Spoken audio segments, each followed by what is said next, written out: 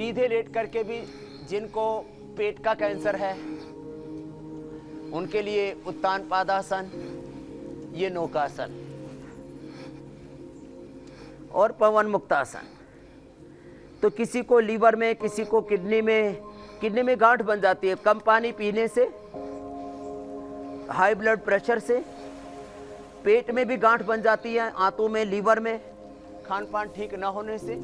उत्तान पादासन, वकासन, पवन मुक्तासन। तो maximum case हो रहे हैं, यूरिनरी ट्रैक्ट में कैंसर हो रहा है, प्रोस्टेट ग्लैंड में कैंसर हो रहा है, किडनी में कैंसर हो रहा है, लीवर के और आंतों के साथ साथ पेनक्रियाज में कैंसर हो रहा है, ब्रेस्ट में कैंसर, यूट्रस में, ओवरी में कैंसर माताओं बहनों को आम है। तो उन सबको ये पवन मुक्तासन, उत्तान पादासन, नौकासन, ये कंधरासन,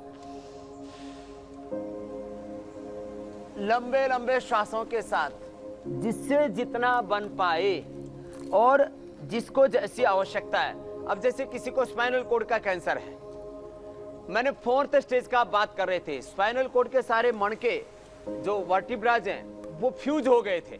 स्वामी प्यारी चंडीगढ़ की माता जिंदा है। मैं तो कल सोच रहा था उसका वीडियो अगली बार जब कैंसर का प्रोग्राम होगा आपको ऐसे दसियों कैंसर के 4th स्टेज के कैंसर के पेशेंट हमने जो अच्छे किए उनके लाइव एग्जांपल मैं दे सकता हूं। मैं हमेशा प्रत्यक्ष में विश्वास रखता हूं। बिल्कुल मंगवाइएगा स्वामी जी, आडंबर, पाखंड, अंधविश्वास कार्यक्रम में शामिल किया जाएगा। कहीं कहाई सुनी सुनाई बातों में लिखी लिखाई बातों में विश्वास नहीं करता जी। अच्छा स्वामी जी, एक और चीज जोड़ लेते हैं जरा इसमें। 4th स्टेज का कैंसर जी। स्वामी जी, तंबाकू, गुटखा और स्मोकिंग, इसकी वजह से भी ओरल और लंग कैंसर एक बड़ी समस्या है। तो ये जो आदत है इन सारी चीजों की, इन आदतों को कैसे छुड़ाएं, उसमें योग कैसे हमारी मदद कर सकता है, इस चीज को भी जोड़ लीजिएगा। तो जिनको तंबाकू खाने की आदत है उनके लिए हमने तो एक तो हरड़-बटी हम बनाते हैं उसको लें। उसके लिए हमने बोला था वो लौंग, इलायची, दालचीनी, सौंफ, मुलेठी, ये थोड़ा मुंह में डाल करके थोड़ा तेल चबा लें, इससे आदत छूट जाती है। एक बहुत अच्छा उपाय, मेरे साथ ही ये जो यहाँ पर जो बच्चे हैं शूटिंग करते हैं, इनमें से एक लड़का जो है वो सिगरेट पीने की इसको आदत थी, तो उसने पतंजलि का जो दिव्य दंत मंजन आता है वही रगड़ा उसने। कुछ तो तंबाकू वाला है, वो खतरनाक है, वो मंजन 2 टाइम करना शुरू कर दिया, उसकी तंबाकू की आदत और सिगरेट की आदत छूट गई है। बहुत बढ़िया। तो ये तो मेरे साथ में जो लड़का 20 साल से था, प्रमोद गोखले, उसका एग्जाम्पल दे रहा हूं, यही लाइव है वो। तो भस्त्रिका, ये छोटे छोटे उपाय हैं, इनको करें। ये आगे और भी उपाय मैं बताऊंगा। भस्त्रिका ये 5 से 10 मिनट का करना होता है कैंसर वालों को। जितना ऑक्सीजन की सप्लाई ज्यादा होगी उतना कैंसर कम होगा। दूसरा, कपालभाति। किसी भी तरह की शरीर में गांठें बन जाती हैं, ब्रेन में कैंसर है, यूट्रस में, ओवरी में, प्रोस्टेट में, ब्रेस्ट में, कहीं पर भी बॉडी में गांठ है, कपालभाति आधा से 1 घंटा, अनुलोम विलोम आधा घंटा, ये करने से गांठ डिजोल्व होनी शुरू हो जाती है। 1 से 3 महीने में गांठ पूरी तरह से अपने आप डाइल्यूट हो जाती है, पिघल जाती है। जबरदस्त लाभ है। कपालभाति, अनुलोम विलोम, ये दोनों आधा घंटा से लेकर के 1 घंटा कपालभाति और अनुलोम विलोम तो दिन भर मैंने देखा कैंसर के रोगी करते रहे और 4th स्टेज तक के कैंसर के रोगी अच्छे हो गए। खान पान पर नियंत्रण जरूरी है। तंबाकू के साथ साथ ज्यादा चाय, ज्यादा कॉफी, ज्यादा नमक खाना, junk food, fast food, preserve food, इससे तो बचना पड़ता है इंसान को। तो ये बहुत जबरदस्त है कपालभाति। तो खान पान के ऊपर विशेष ध्यान देना पड़ेगा।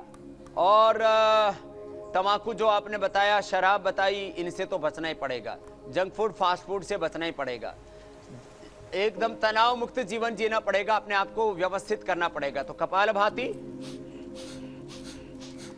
ये प्रोस्टेट कैंसर के लिए, किडनी के कैंसर के लिए, लीवर आंतों के कैंसर के लिए, पेनक्रियाज के कैंसर के लिए, और बॉडी में कहीं पर भी, हाथों में, पैरों में, ब्रेन में कहीं पर भी गांठ होती है उसको डिजोल्व करने के लिए, हाँ उसके लिए औषधियां भी हैं।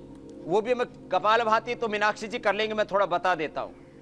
शिला सिंदूर 4 ग्राम, ताम्र भस्म 1 ग्राम, हीरे की भस्म 600 मिलीग्राम से लेकर के 1 ग्राम अधिकतम, और उसमें प्रवाल पंचामृत, गिलोय 7, संजीवनी वटी 10 ग्राम, और किसी को जो है बहुत ज्यादा गांठ है तो उसमें पुनर्नवादी मंडूर भी दे देते हैं।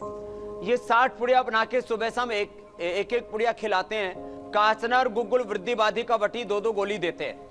और ये जो गोधन अर्क है, जो गाय है, आज हम आपको लाइव बताएंगे। बचपन में हम निकाला करते थे छोटी बछिया का गोमूत्र, ये गोधन अर्क जो है ये तो तैयार करते हैं हम, यहीं पर उसका प्लांट है इस गौशाला में। हमारी ऐसी गौशाला है जिसमें हम किसी से दान चंदा नहीं लेते हैं, बल्कि ये इकोनॉमिकली प्रॉफिटेबल है। हमें गाय आधारित खेती को, गौशालाओं को स्वावलंबी बनाना पड़ेगा। आत्मनिर्भर भारत की बात हो रही है, तो हम ये तो गोधन अर्क तो तैयार करते हैं। आज में गाय से ही जो है एक तरीका होता है कि छोटे बच्चिया का तुरंत मूत्र निकाल के पी जाओ। ऐसा करके गौशालाओं में रह करके लोगों ने, हजारों लोगों ने सुबह शाम गोमूत्र पिया, दिन भर प्राणायाम किया, जो गाय के गोबर गोमूत्र से खेती होती है वही अन्न खाया पिया, और कैंसर के रोगी ठीक हो गए।